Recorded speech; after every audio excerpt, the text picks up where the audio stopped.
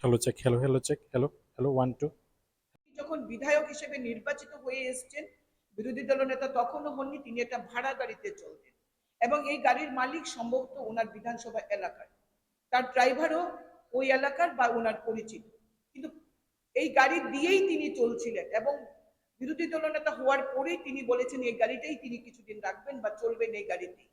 কিন্তু পরবর্তী সময়ে যেটা আমরা জেনেছি, তার ড্রাইভার তার ওনার কথোপকথন কিছু রেকর্ডিং করেছে, সেটা তিনি বুঝতে পেরেছেন। সঙ্গে সঙ্গে তিনি মাননীয় অধ্যক্ষের কাছে গাড়ি চেয়েছেন।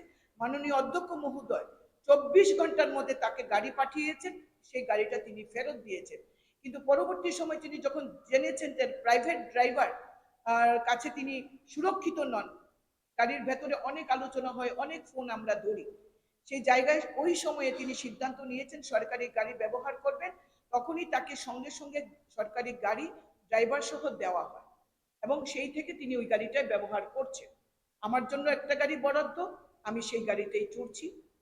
এবার আসছি প্রাক্তন মুখ্যমন্ত্রী মানিক সরকার, যিনি 20 বছরের অধিক মুখ্যমন্ত্রী ছিলেন, 5 বছর বিরোধী দলনেতা ছিলেন। তারা গরিবের সরকার ছিলেন, গরিবের এটা কমিউনিস্ট পার্টি নাকি জনদরদি গরিব দরদি পার্টি। এবার তাদের একটা নমুনা আমরা তুলে দিচ্ছি। প্রাক্তন মুখ্যমন্ত্রী মানিক সরকার যখন বিরোধী দলের নেতা হন, তার জন্য একটা ইনোভা, তিনি ইনোভা চেয়েছেন, স্পেসিফিক্যালি তিনি ইনোভা চেয়েছেন, তাকে ইনোভা দেওয়া হয়েছে। সেই ইনোভার যে গ্লাস আছে সামনে, সেই গ্লাসটাকে কেটে, অরিজিনাল গ্লাসটা কেটে রিডিং গ্লাস করতে হয়েছে, অর্ধেকটা কেটে। কেন? তিনি গাড়িতে বসে পত্রিকা পড়েন। কোম্পানির দেওয়া গাড়ির গ্লাস কেটে একটা রিডিং গ্লাস করে দেওয়া হয়েছে। প্রাক্তন মুখ্যমন্ত্রী, প্রাক্তন বিরোধী দলনেতা মানিক সরকার গাড়িতে পত্রিকা পড়বেন, তার জন্য এই বিধানসভাকে অনেক টাকা খরচ করতে হয়েছে। এবং চেয়ার তুলে, যেটা ইনবিল্ট যে চেয়ার থাকে, সেই চেয়ার খুলে তাকে হাতল সহ, স্পঞ্জের হাতল সহ নতুন করে আরেকটা সিট ওই চেয়ার গাড়িতে বসানো হয়েছে। আমাদের বর্তমান পরিষদীয় যিনি মন্ত্রী, parliamentary affairs minister Ratanlal Nath, এই রাজ্যের দীর্ঘদিনের এবং সবচেয়ে লম্বা সময়ের বিরোধী দলনেতা ছিলেন।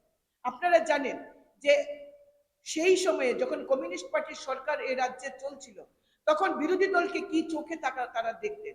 আমাদের বর্তমান পার্লামেন্টারি অ্যাফেয়ার্স মিনিস্টার, তিনি যখন বিরোধী দলনেতা ছিলেন, তাকে ভাঙ্গা অ্যাম্বাসেডর দেওয়া হয়েছে। গাড়ির দরজা গামছা দিয়ে বাঁধতে হতো, এমন দরজা, এমন গাড়ি তারা দিয়েছিলেন যাতে বিরোধী দলকে অপদস্থ করা যায়, তাদেরকে যাতে জব্দ করা যায়। আর আমরা উদার মানসিকতা নিয়ে বিরোধী দল যা চাইছে, বিরোধী দলনেতা যা চাইছে, সেটা মানিক সরকারের সময় হোক, যিনি বিরোধী দলনেতা ছিলেন, আর বর্তমান বিরোধী দলনেতা জিতেন চৌধুরী হোক, আমরা কিন্তু তাদের যে এন্টাইটেলমেন্ট আমরা 100% ফিল আপ করছি। আমাদের যখন কংগ্রেস দলের বিধায়করা সেই সময়ে বিরোধী দলে ছিলেন, তাদেরকে না সরকারি বাংলো সেভাবে দেওয়া হতো, না বাংলোর জন্য কোনো জিনিসপত্র দেওয়া হতো, না তাদের রেসিডেন্সিয়াল অফিসের জন্য এত টাকা খরচ করা হতো। আজকে আপনাদের আমরা একটা একটা করে দিচ্ছি। জিতেন চৌধুরী মাননীয় বিরোধী দলনেতা হওয়ার পর তিনি তার স্ত্রীর নামে, মনীষা দেববর্মা চৌধুরীর নামে যে বাড়ি, সেই বাড়িকে তিনি অফিসিয়াল রেসিডেন্স দেখিয়েছেন। প্রাইভেট বাড়িতে কখনো সরকারিভাবে ওখানে কাজ করার জন্য অর্থ বরাদ্দ হয় না। আপনাদের জ্ঞাতার্থে জানাই, আমাদের রাজ্যের মাননীয় মুখ্যমন্ত্রী প্রফেসর ডক্টর মানিক সাহার বনমালীপুর স্থিত বাড়িতে কিছু কাজ করা হয়েছিল, কাজ করেছিল পিডব্লিউডি। আমাদের মাননীয় মুখ্যমন্ত্রী কিন্তু চেকের মাধ্যমে পুরো টাকা সরকারকে ফেরত দিয়েছেন। আমরা সেই দলের সৈনিক, সেই মুখ্যমন্ত্রীর সৈনিক আমরা।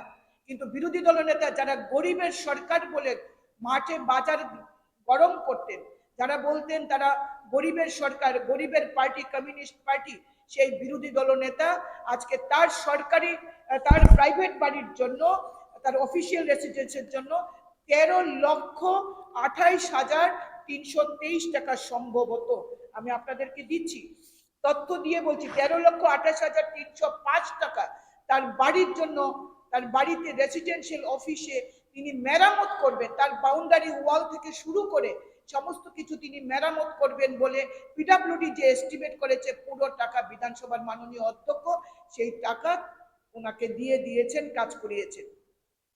এমনকি তার বাড়িতে ইলেকট্রিফিকেশন কাজ করার জন্য 1,32,145 টাকা, তার বাড়িতে নতুন করে এলইডি লাইট থেকে শুরু করে অন্যান্য সামগ্রী সমস্ত কিছু দিয়ে নতুন ভাবে ইলেকট্রিফিকেশন করা হয়েছে 1,32,105 টাকার বিনিময়ে।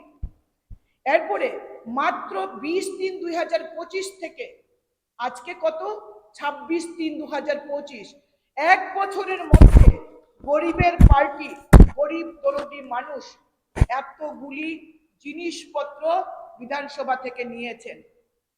তার বাড়িতে রেসিডেন্সিয়াল অফিসে গিজার লাগে, রেসিডেন্সিয়াল অফিসে গিজার লাগে, রেসিডেন্সিয়াল অফিসে ফ্রিজ লাগে, রেসিডেন্সিয়াল অফিসে এসি, চারটা এসি ওয়ার্ক অর্ডারও আমরা আপনাদেরকে দিয়ে দেব, 4টা এসি ওনার রেসিডেন্সিয়াল বাংলোর জন্য। এবং সেটা কিসের জন্য? তার নিজের জন্য, রেসিডেন্সিয়াল অফিসে ওনার নিজের জন্য। এবং ওয়েটিং রুমে যারা আসবেন, গেস্ট যারা আসবেন, আলাদা আলাদা করে তিনি কিন্তু এসি নিয়েছেন। অফিস রুমের জন্য 1.5 টন ক্যাপাসিটির এসি, ভিজিটার্স রুমের জন্য 2 টন ক্যাপাসিটি এসি, গেস্ট রুমের জন্য একটা ভিজিটার্স রুম, একটা গেস্ট রুম, বুঝতে পারেন আপনারা, একটা ভিজিটার্স রুম, একটা গেস্ট রুম, 1.5 টন এসি, অর্থাৎ 4টি এসি তাকে 24শে মার্চ 2025-এ ওনার রেসিডেন্সিয়াল অফিসের জন্য বরাদ্দ করা হয়েছে। সেটা আপনাদেরকে আমরা দেখাচ্ছি।